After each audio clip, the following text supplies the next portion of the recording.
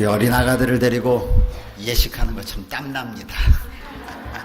예, 아기들이 이렇게 울고 낯선 사람에게 이 경계심을 보이는 것은 당연한 일이죠. 이상한 일이 아닙니다. 그러나 오늘 이 귀한 저희 교회의 4명의 아이들을 하나님께 봉헌할 수 있는 귀한 은혜를 주신 하나님께 정말 감사드립니다. 이 아이들이 저에게 보배입니다. 지금 어린 것 같지만 금방 지납니다.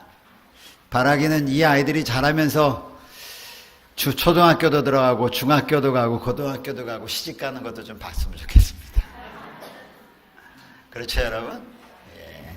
하나님께서 귀한 은혜를 주시고 특별히 우리 할아버지 교회에 와서 봉헌하기 위하여 또 같이 구별해 주신 우리 모든 믿음의 가족들에게 감사드립니다. 날씨가 많이 무더워졌습니다. 이제 곧 아마 여름철의 그 무더위를 저희가 느끼지 않을까 싶습니다. 오늘 안식일 학교 시간에 우리 강석순 장로님이 염색하는 문제 때문에 어떻게 교장 선생님 딸이 그럴 수 있느냐 깜짝 놀래고 막 화를 내시고 그러셨다고 얘기를 하셨는데, 여기 제 딸이 있으니까 딸 얘기를 좀 잠깐 해야 되겠습니다. 딸이 별로 안 좋아할 텐데, 중학교 2학년 때로 기억이 됩니다. 저희 집사람이 저한테 다가와서 여보 큰일 났어. 왜? 했더니 민경이가 귀를 뚫겠대. 중학교 2학년입니다. 그래? 이제 저희 아내는 저에게 이야기하기를 당신이 말려야 돼 이겁니다. 그래서 제가 제 아내한테 그랬어요. 하라고 그래.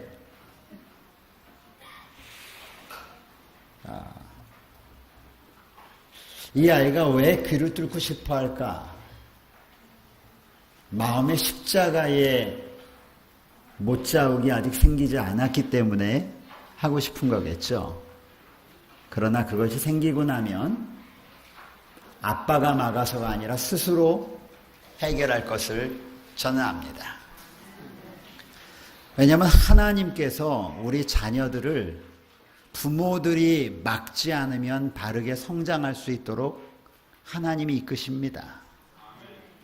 저는 청소년들과 여러 해 같이 생활을 하면서 이 땅에 청소년 문제는 없다라고 생각하는 사람입니다. 문제의 청소년들을 가만히 파고 들어가 보면 그 뒤에 누가 있었냐면 문제의 어른들이 있었습니다. 어른들이 망가뜨리는 거였어요. 청소년들은 절대로 스스로 망가지지 않습니다. 어른들의 욕심, 때로는 어른들의 지나친 관여, 어른들의 지나친 기대, 그것들이 청소년들을 망가뜨리는 모습을 봤어요. 그래서 제 아내에게 하라고 그래. 목사의 딸이 다른 사람은 몰라도 아빠가 그 얘기했을 때 막을 거라고 생각했을지 모르겠어요. 그런데 해라. 그리고 아빠의 말이 끝나기가 무섭게 가서 하나를 뚫고 온 게 아니라 여러 개를 뚫고 왔습니다. 아빠가 허락을 했으니까. 그런데 지금은 하라고 해도 안 합니다. 제가 한 번도 해라 마라 하지 않았어요. 한때 열심히 달더니, 그래서 달고 온 아이를 보고 제가 뭐라고 그랬냐면 민경아 참 이쁘다 그렇게 얘기해 줬어요. 그랬더니 고등학교 들어가니까 하지 않기 시작했어요. 대학교 가고 난 다음부터는 이것을 하는 아이들을 나는 이해를 못하겠다는 것입니다. 왜? 나는 이미 다 해봤다는 거죠. 그리고 지금은 다 막혔다고 그래요. 여러분, 우리의 외적인 모습은 물론 중요합니다. 그러나 정말 중요한 외적인 모습은 내면의 모습이 받쳐주는 외적인 모습입니다. 오늘 제가 이 안식일을 설교를 시작하면서 우리 사랑하는 성도들의 마음 가운데 오늘 예수님 앞에 외적인 우리의 모습이 아닌 내적인 삶을 하나님께 바칠 수 있는 그러한 귀한 안식일이 되기를 주님의 이름으로 축복합니다. 우리 사랑하는 어린아이들이 많이 익숙해졌어요. 부모 옆에 앉아서 예배드리는 모습이. 제가 한 가지만 더 요청을 우리 부모들에게 드립니다. 어린이들끼리 앉혀놓고 조용히, 어린이들끼리 이렇게 모아놓고 조용히 하라는 것은 어른들의 무리입니다. 다음부터는 떨어져 앉으세요. 대신 부모와 자녀들이 함께 앉으십시오. 그리고 안식일에 교회에 올 때에 초등학교 아이들은 설교 노트를 준비해 주시고 어린아이들은 그림 공부를 할 수 있는 색칠 공부 자료를 준비해 오세요. 그리고 어머니 아버지 옆에 앉아서 색칠 공부를 하면서 말씀을 듣게 해주세요. 제가 이번 안식일에 여러분에게 또 한 가지 부탁을 좀 드립니다. 그렇게 하다 보면 우리 어린아이들이 어려서부터 말씀을 듣는 훈련을 하게 될 것이라고 생각을 합니다. 오늘은 과일 이야기로 좀 시작하려고 합니다. 제가 최고 좋아하는 과일이 뭔지 아십니까? 예? 눈치가 빠르신 분들은 오늘 성경절을 보고 벌써 대답하시는 분도 계시고, 예, 무화과요? 오늘 성경절은 무화과 얘기가 아닙니다. 어떤 목사님이 어느 교회에 가서 특별한 집회에 가가지고 그분은 사실 생선을 드실 수 없는 분이에요. 그런데 교인들이 정성을 다해서 음식을 준비해 주셔서 예의상 생선을 한 점 혹은 두 점을 먹으면서 정말 맛있습니다 이렇게 얘기했답니다. 그랬더니 그 다음 집부터 계속 식사를 준비하는데 생선만 준비해 놨다고 하는 얘기가 있어요. 저는 과일 중에 최고 좋아하는 과일이 포도입니다. 포도. 대학 시절에 신학과를 공부하면서 저희가 노자교육이라고 하는 것을 합니다. 그런데 제가 대학 다닐 때에 저희 삼육대학교에는 포도밭이 있었습니다. 그래서 그 포도밭을 가꾸는 일을 신학생들이 했었습니다. 여름철이 되면 땅속에 묻어있는 포도나무를 꺼냅니다. 왜냐하면 겨울을 날 수 없는 포도나무였기 때문에 그랬습니다. 묻혀졌던 포도나무를 털어가지고 다시 지주에 갖다 묶어놓고 주변을 파고 거름을 심는 일들을 저희가 했었습니다. 그리고 그 지주에 묶어놓은 포도나무에 금방 새순이 돋기 시작합니다. 우리 방송실 요거 소리 조금만 좀 줄여주세요. 새순이 돋으면서 거기서 싹이 나가지고 점점 쭉 뻗어나가면서 포도는 새롭게 시작한 순에서 열매가 맺힙니다. 절대로 오래된 묵은 기둥에서는 열매가 안 맺힙니다. 그리고 쫙 뻗으면서 거기에 포도가 맺혀지는 모습을 대학 시절에 보았습니다. 제가 포도와 굉장히 익숙한 것은 대학 시절의 그 경험 때문이 아닙니다. 포도와 익숙한 것은 저희 외삼촌이 안양에서 포도 농사를 오랫동안 지으셨습니다. 그래서 방학이 되면 외삼촌을 돕겠다고 그 포도밭에 갑니다. 그런데 제 목적은 돕는 것이 아니라 그날 난 아름답게 맺힌 그 열매를 그 중에 맛있게 생긴 것, 그걸 갖다 따먹는 재미로 가는 것입니다. 근데 여러분 생각해 보십시오. 포도 열매는요, 포도송이가 다닥 붙은 것은 그다지 맛이 없습니다. 정말 맛있는 거는 포도송이에 엉글엉글 대충 달려있는 포도가 진짜 맛있습니다. 그런데 그 포도가 맛있는데 사 먹는 포도도 그런 포도가 맛있는데 여러분 나무에 달려있는 것입니다. 그리고 그것을 따먹는 것을 상상만 한번 해보십시오. 침이 꿀꺽 넘어가죠. 정말 맛있습니다. 이제 포도 계절이 곧 돌아옵니다. 이 소리를 좀 줄인 건가요? 아직도 키워놓은 건가요? 조금만 줄여주세요, 방송실. 포도 맛이 좋으려면 비가 너무 많이 직접 포도에 맞으면 안 됩니다. 그래서 요즘 포도 농사 지으시는 분들은 포도 넝쿨 위에 조그만 하우스를 덮어놓죠. 왜냐하면 비로부터 포도를 보호하기 위해서 그렇습니다.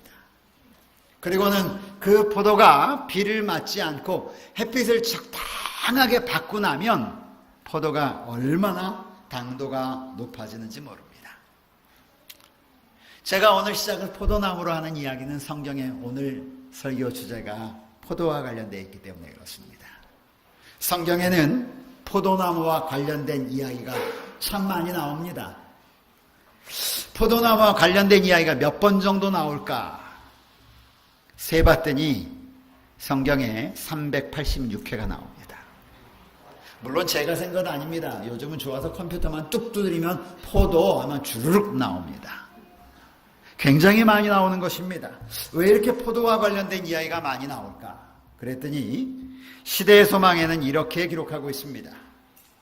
유대인들은 항상 포도나무를 가장 고상한 식물이며 힘있고 뛰어나고 열매 잘 맺는 것의 상징으로 생각하고 있었다. 아하, 이스라엘 백성 유대인들이 포도나무를 특별하게 생각하고 있었다는 것입니다. 그래서 성경에는 포도와 관련된 이야기가 상당히 많이 나옵니다. 대표적인 이야기 한번 말씀드려 볼까요? 포도와 관련된 대표적인 이야기. 모세가 이스라엘 백성을 애굽에서 출발하여 가나안까지 데려가기 위하여 출애굽했습니다. 그리고 가나안 지경에 이르렀습니다. 그것을 가데스 바네아라고 합니다. 그리고 12지파에서 한 사람씩을 선택하여서 야, 우리가 들어갈 땅이 얼마나 아름다운 땅인지 한번 살펴봐라. 그리고 정탐꾼을 보내죠. 그리고 그들이 돌아봅니다. 그리고 부탁합니다. 나올 때 그냥 나오지 말고 반드시 그곳에 농작물을 좀 가지고 오라고요. 그랬더니 성경 민수기 13장에 보니까 무슨 얘기가 나오냐면 두 정탐꾼이 그때는 포도 열매가 맺혀질 때라 라고 하는 얘기와 더불어 포도 송이 줄기를 통째로 가져오는데 그냥 가지고 올 수 없어서 긴 막대기를 연장하여서 그것을 포도 사이에다 집어넣고 그것을 메고 왔다라고 하는 성경에 기록이 있습니다.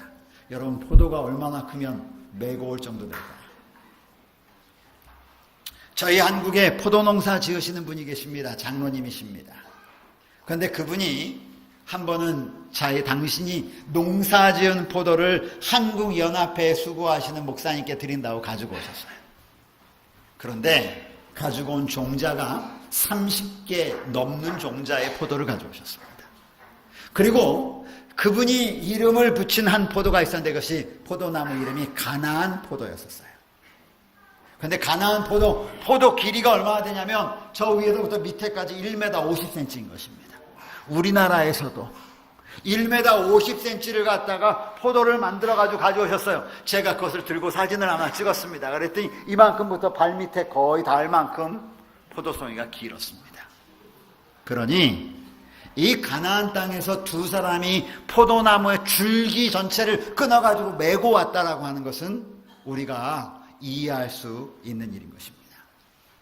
이렇듯 이스라엘 백성들에게는 포도나무 이야기가 아주 익숙합니다. 그런데 저희 한국은 그다지 포도나무 이야기하면 잘 감이 와닿지 않죠.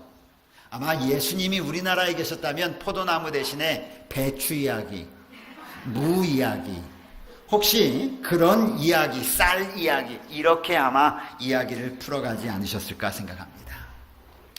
오늘 이제 우리가 하나님의 말씀을 보겠습니다. 도대체 포도나무와 관련된 무슨 이야기를 하셨을까? 요한복음 15장 5절로 8절에 있는 말씀입니다. 여러분 성경을 좀 펴서서 보시기 바랍니다. 요한복음 15장 5절부터 8절에 있는 말씀을 제가 읽어 올리겠습니다. 나는 포도나무요 너희는 가지니 저가 내 안에 내가 저 안에 있으면 이 사람은 과실을 많이 맺나니 나를 떠나서는 너희가 아무것도 할 수 없음이라. 사람이 내 안에 거하지 아니하면 가지처럼 밖에 버리워 말라지나니 사람들이 이것을 모아다가 불에 던져 사르느니라. 너희가 내 안에 거하고 내 말이 너희 안에 거하면 무엇이든지 원하는 대로 구하라. 그리하면 이루리라. 너희가 과실을 많이 맺으면 내 아버지께서 영광을 받을 것이요 너희가 내 제자가 되리라. 기도하겠습니다. 하늘에 계신 우리 아버지 하나님, 저희가 오늘 저희에게 주신 하나님의 말씀을 이 시간 상고하면서 우리에게 말씀하기를 원하시는 주의 음성을 듣기를 원합니다. 주여 우리의 귀를 열어주셔서 주의 말씀을 듣도록 하여 주시옵시고 우리의 영적인 눈을 열어주셔서 주의 말씀을 보게 하여 주시옵소서. 이 시간 성령 하나님 우리 가운데 임재하여 주시옵소서. 예수님의 이름으로 기도드리옵나이다. 여러분, 제가 오늘 요한복음 15장 5절부터 8절까지 있는 말씀을 읽어 올렸습니다. 그런데 5절부터 8절까지 있는 이 긴 말씀을 한마디로 요약하라면 여러분 뭐라고 요약하시겠습니까? 오늘 예수님이 이런저런 이야기, 나는 포도나무요 너희는 가지라, 그리고 내가 내 안에 있어라, 뭐 이런 여러 가지 말을 계속 반복하셔서 하셨는데 이 말씀을 한마디로 이야기하면 뭐라고 말씀하겠습니까? 저는 열매 맺는 자가 되어라. 이렇게 이 말씀을 읽습니다. 여러 성경절을 내가 읽었지만 이 성경절을 계속 읽고 묵상하고 묵상할 때마다 제 귀에 들려오는 성령의 음성은 얘야, 너 열매 맺는 자가 되어라. 열매 맺는 자가 되어라. 여러분은 어떤 열매를 맺고 있으십니까? 포도나무를 통하여 주님께서는 포도 열매를 보기를 원하셨습니다. 그렇다면 오늘 하나님께서는 이 교문익교회를 보시면서, 아니 교문익교회에 앉아있는 우리 성도들을 보면서 하나님께서는 우리에게 어떤 열매를 맺기를 원하실까요? 어떤 열매를 맺도록 우리에게 말씀하실까요? 그것은 우리가 어떤 나무인가를 먼저 보아야 합니다.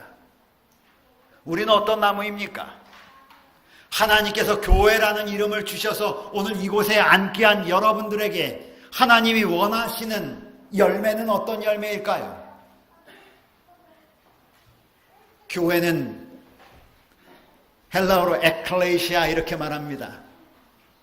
에클레시아라고 하는 말은 불러냄을 받은 사람들이다 라는 뜻입니다.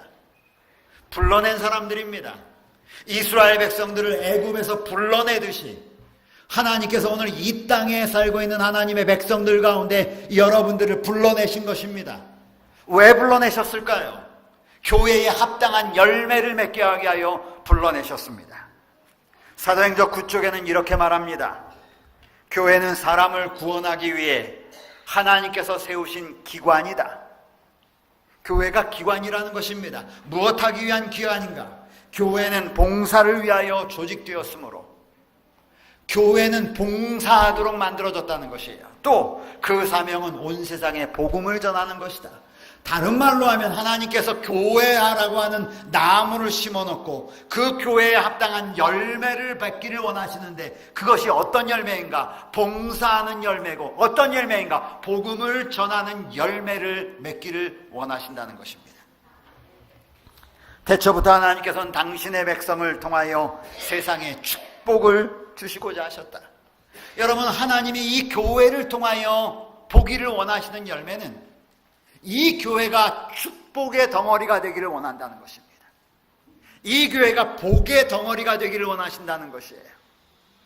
사람들이 이 교회에서 나오는 성도들의 모습을 보고, 사람들이 이 교회에 참여하는 하나님의 백성들의 삶의 모습을 보면서, 아, 저 가정 정말 복되다, 너무 아름답다, 먹음직하다, 보암직하다, 정말 따라가고 싶다. 이것이 주님이 원하시는, 보기를 원하시는 열매들인 것입니다.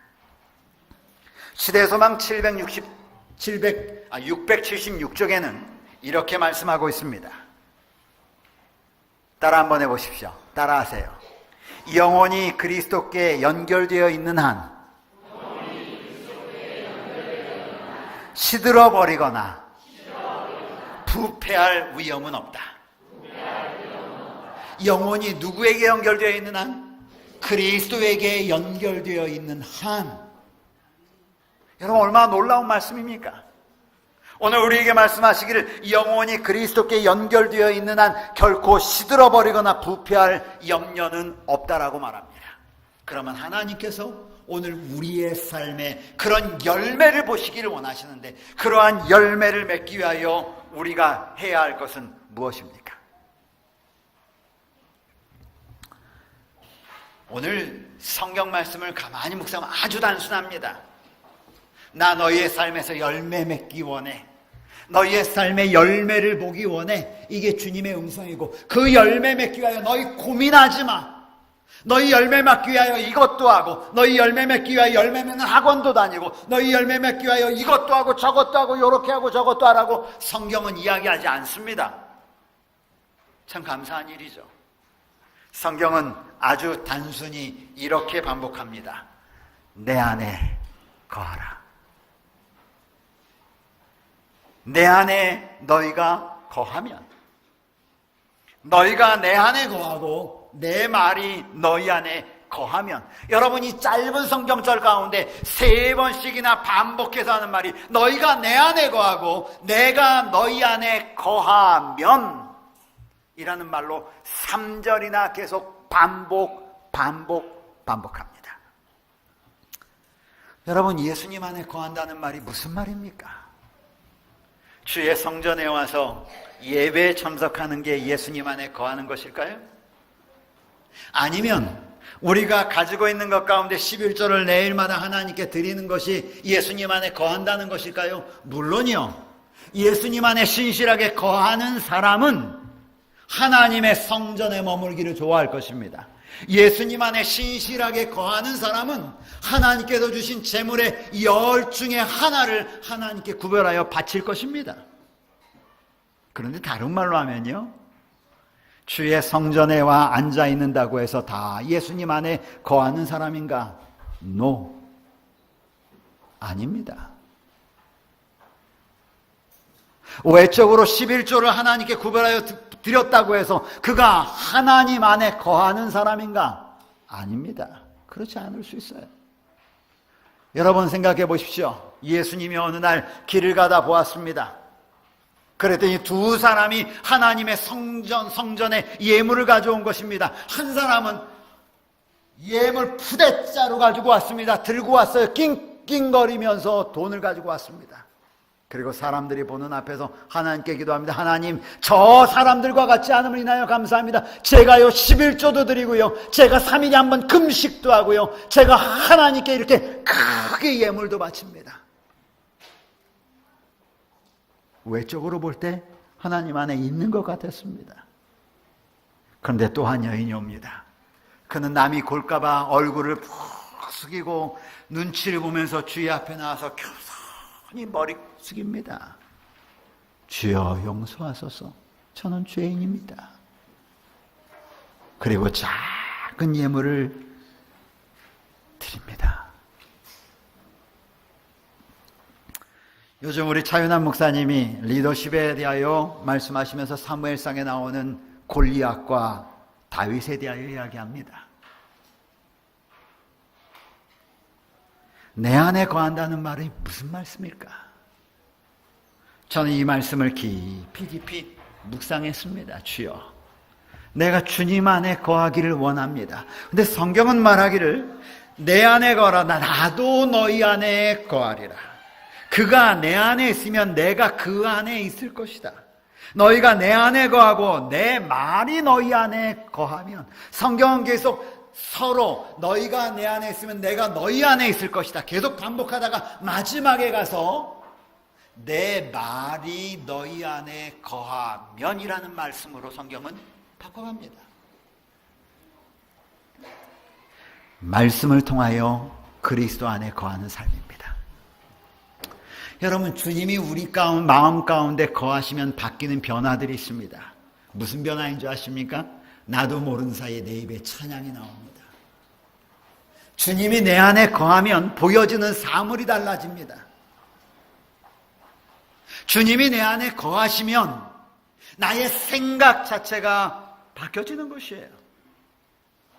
주의 말씀이 내 안에 거하시면 주의 말씀은 살았고 운동력이 있기 때문에 제 자신, 우리 사람들을 그냥 두지 않습니다. 우리 속에 하나님의 말씀이 역사하기 시작합니다. 주님이 내 주인이 되기 시작하면 그 말씀이 살아서 움직이기 시작합니다. 이전에 좋던 것들이 싫어지고, 이전에 미웠던 사람들이 사랑스러워지고, 이전에 싫었던 것들이 좋아지는 역사가 일어나는 것입니다. 갈라디아서는 그것을 성령의 열매들이 맺힌다라고 이야기하고 있습니다. 오늘 주님은 우리에게 너희가 열매 맺는 백성이 되기를 원한다라고 우리에게 말씀하시면서 그 열매 맺는 백성이 되는 비결을 단 한 가지, 내 안에 거하는 백성이 되거라. 사랑하는 성도들이시여, 예수님의 안에 거하는 주의 백성이 되기를 주님의 이름으로 축복합니다. 매일 아침에 일어나서 여러분들이 가장 먼저 하셔야 될 것이 있다면 주님 안에 거하는 것입니다. 기대는 것이에요. 내려놓는 것입니다. 주님께 의뢰하는 것이에요. 주의 말씀을 여러분의 육신의 양식이 아니라 영적 양식을 위하여 받아들이는 것입니다. 그것이 주님 안에 거하는 것이. 그렇게만 한번 해보십시오. 그러면 주님이 여러분을 움직여 나가기 시작할 것입니다. 여러분이 주님을 움직여 나가는 것이 아니라 주님이 여러분을 움직여 나갈 것이에요. 제가 이런 말씀을 드리니까 어떤 성도들은 목사님이 얘기했으니까 순종하기 위하여 막 합니다. 여러분, 그것은 무엇과 같으냐면 사울의 갑옷을 입은 다윗과 같습니다. 불편하고 힘든 것이에요. 그런데 예수님 안에 거한다는 말은 그 말씀이 여러분에게 유익이 되기 시작하는 것입니다. 여러분, 시편 기자는 말하기를 주의 말씀이 어찌 그리 단지 꿀송이보다 더 달다라고 이야기하지 않았습니까? 오늘 우리가 예수 안에 거하는, 내 안에 거하는 그러한 놀라운 역사를 통하여 여러분이 알지 못하는 사이에 열매를 맺는 귀한 역사가 우리 교문이교회에 일어나게 되기를 간절히 바랍니다. 여러분, 왜 예수님 안에 거하라고 말씀하셨는가? 성경을 가만히 묵상해 보니까요, 예수님은 이렇게 말씀하셔요. 첫째, 내 안에 거하면 너희가 열매를 맺을 수 있어. 둘째, 내 안에 거하면 너희가 원하는 대로 구해봐, 다 받을 수 있어. 좋지 않아요, 여러분? 원하는 대로 구하는데 주님이 다 주시겠다는데. 셋째, 내 안에 거해봐, 아버지께서 영광을 받으실 거야. 넷째, 내 안에 거하봐, 그러면 너희는 예수님의 제자가 될 수 있어. 여러분, 성경의 5절과 7절과 8절에 계속해서 반복되는 것이 예수님 안에 거하는 자가 열매를 맺고, 예수님 안에 거하는 자가 원하는 대로 구하면 무엇이든지 받게 될 것이며, 예수님에게 안에 거하는 자가 아버지께 영광을 돌릴 것이며, 예수님 안에 거하는 자가 내 제자가 되겠다고 말씀하셨습니다. 그런데 여러분, 거하지 않으면 무슨 일이 생깁니까? 예수님 안에 있지 아니하면, 하나님의 말씀이 나의 양식이 되지 아니하면, 예수님과의 개인적인 관계가 없는 그리스도인이 되면 무엇이 됩니까? 성경은 말하기를 너희가 열매를 맺지 않을 것이다. 그리스도인의 흔적이, 예수 그리스도의 열매가 우리 속에 생겨나지 않는 것입니다. 사랑 대신 미움이 싹틉니다. 남을 아끼는 것 대신에, 다른 사람을 아끼는 대신에 자기의 이익을 챙기기 위하여 혈안이 됩니다. 예수님이 우리 안에 거하지 아니하시면 어떤 일이 벌어지는가? 예수님이 전정해 버리시겠답니다. 전정 뭔지 아시죠? 잘라내는 것입니다. 여러분, 포도 알갱이가 처음 달리기 시작하면 이 새순에 얼마나 많은 포도, 요 조그만 종자가 달리는지 모릅니다. 그런데요, 농부가 그것을 다 놔두지 않습니다. 왜? 다 놔주면 같이 망가지기 때문에 그래요. 잘라냅니다. 약한 것을 잘라내는 것이에요. 그런데 뭐라고 그랬어요? 내 안에 거하지 않으면 맺을 수 없을 뿐 아니라 아버지께서 제하여 버리신다. 안에 거하지 않으면 어떻게 될 것인가? 여러분, 성경에 끊임없이 나온 얘기예요. 여기도 똑같이 얘기합니다. 그 가지가 잘라져 밖에 버려져 사람들의 땔감으로 사용할 것이다. 그리스도를 안에 모시지 않은 그리스도인의 모습은 참으로 볼품없습니다.